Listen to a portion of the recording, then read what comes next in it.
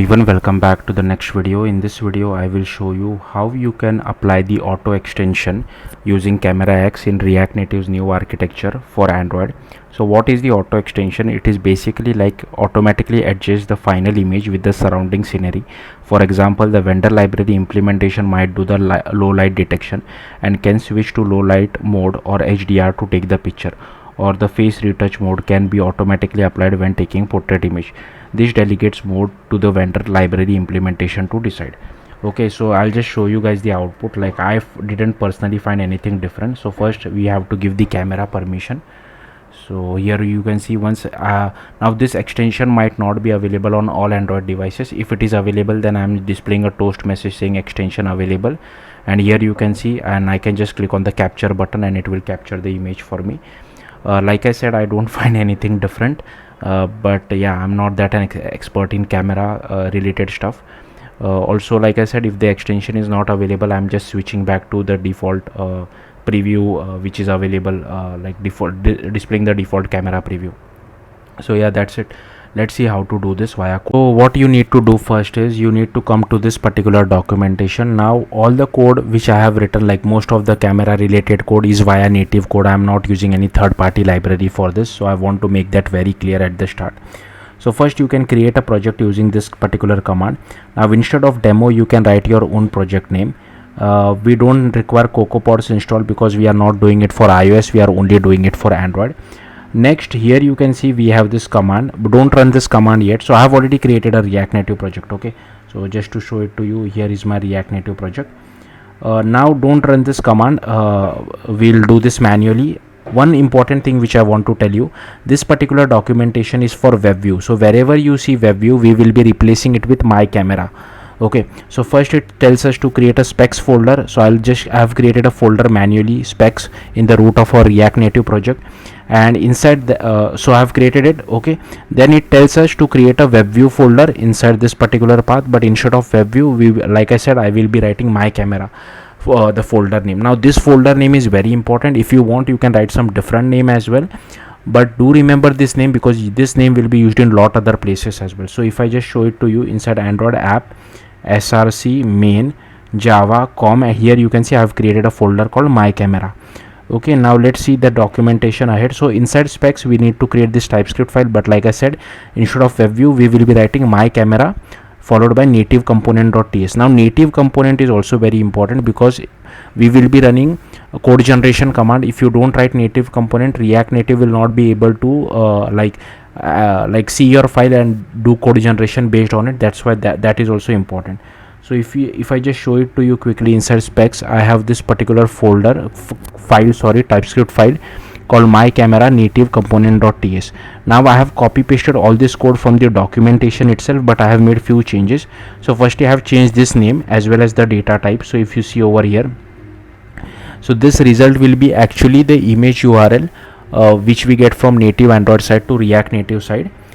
And here we have this image like event called on image taken. So instead of on script loaded, I have taken on image taken. I have removed the source URL. So this is basically a prop. We are not using any prop, so I have removed it. And again, instead of custom web view, I have written everywhere custom my camera, or my camera everywhere instead of web view. So hopefully you got the point. Next, just scroll down. Then inside package.json, you need to copy paste this particular bit of code. So go to package.json and paste the code over here.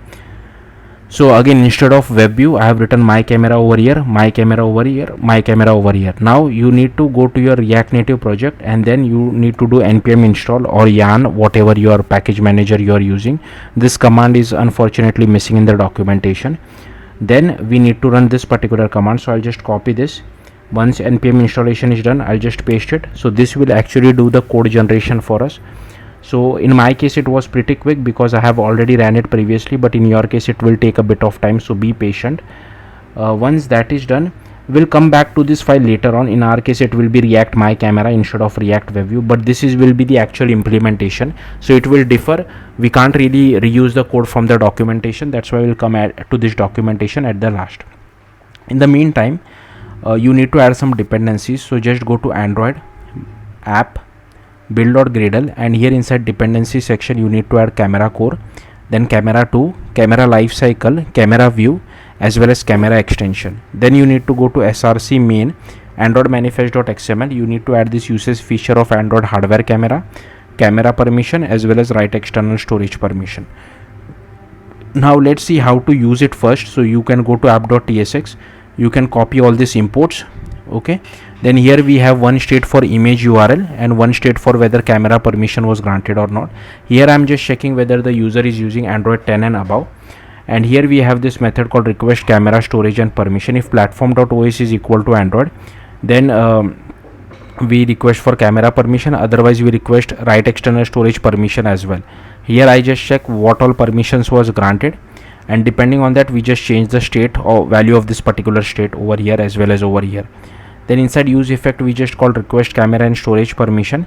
If image URI is not equal to empty, we display the image using this particular image element, and if camera permission is granted, then we display our camera using this my camera component. And here we get the actual URI of the from native Android, so that's why I'm using the set image URL over here. And if camera permission is also not given, we just display a text saying camera permission not granted, and these are all the styles for it. Okay, now let's come back to documentation. So here we need to create this particular files. Okay, sorry, I don't want chat. So here we need to create a file called react my camera manager.kt, right? So you need to go to src java my camera. Here you can see I have created this particular now code for this file are mostly copy pasted it from documentation, but wherever you see web view I have replaced it with my camera. So if you see everywhere I have replaced it with my camera. And few changes. So firstly, I don't require this particular method because we are not passing any props, so I have completely removed it. Then here instead of on script loaded, I have taken on image taken. So over here as well as over here. So that's all there is code for it. And then you need to use react my camera. You need to create this Kotlin file as well. So if you scroll the documentation here, you can see again instead of web view everywhere I have replaced with my camera. Rest everything remains the same. So if you see over here, rest everything remains the same. Then you need to go to your main application .kt file, and here you need to import your react my camera package and add this particular line of code as well. So if you see the documentation, they have also specified it over here as well as over here. Okay, so that is done.